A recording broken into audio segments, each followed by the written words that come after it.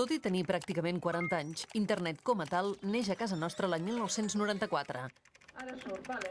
A nivell de la història de la informació és, jo diria, el tercer gran moment després de l'escriptura i la impremta, i d'aquests dos ja fa bastant, especialment del primer. És la gran revolució. A nivell de la comunicació,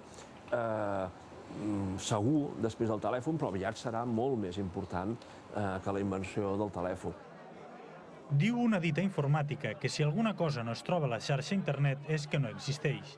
Qui ho vulgui comprovar mentre es pren una copa amb els amics ja pot anar al cafè d'internet. Va vindre una senyora gran que tenia molta por d'entrar a l'ordinador, molta por. Avui en dia encara tenim una utilització poruga d'aquests mitjans. L'utilitzem, però l'utilitzem amb certes prevencions. Per exemple, tots treballem amb mitjans online, però encara creiem que la confiança es crea en reunions. La confiança no és necessària per als més joves, que se l'han fet seu i han creat noves maneres de comunicar. Quants de vosaltres utilitzeu habitualment algun sistema de missatgeria instantània tipus Messenger?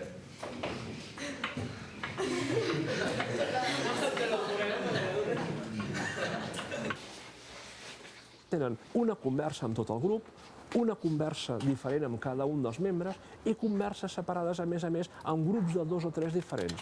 I tenen una absoluta habilitat per gestionar què diuen el grup, els aparts que fan amb cada amic, amb grups de 2 amics parlant del tercer, que en una reunió social a un bar, per exemple, és impossible de fer. Jo hi seré a les 11:40, ok? Un cop una neboda em va dir si podia venir un cap de setmana a Barcelona perquè volia conèixer el seu nòvio. La cara de sorpresa meva i de la meva dona va ser bastant alta. Però clar, és que fa mesos que ens coneixem a través, crec que era el Messenger, però no ens hem vist mai encara. Totes les trobades presencials, tot el món de relacions personals, no té per què canviar. Ara, qui només vulgui, per dir-ho així, anar a festes de Second Life, qui només vulgui tenir relacions a través de les tecnologies diverses que permet internet, el que passa és que segurament tindrà un problema tecnològic, tindrà un problema psicològic.